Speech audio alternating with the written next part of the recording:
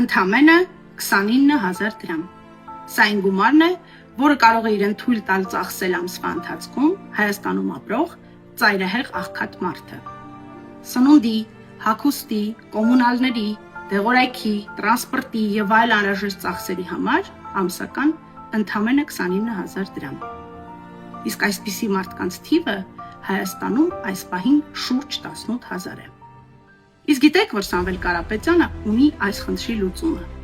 աղքատության հաղթահարման պետական հիմնադրամ, որի շնորհիվ Հայաստանում ապրող ծայրահեղ աղքատ ընտանիքները կստանան ամսական 150,000 դրամ նպաստ, որպեսզի հայ մարդը հնարավորություն ունենա ոտքի կանգնելու, այլ ոչ թե գոյատևելու։ Ուժեղ Հայաստանը սկսվում է արժանապատիվ կյանքից։ Փոփոխությունների համար 3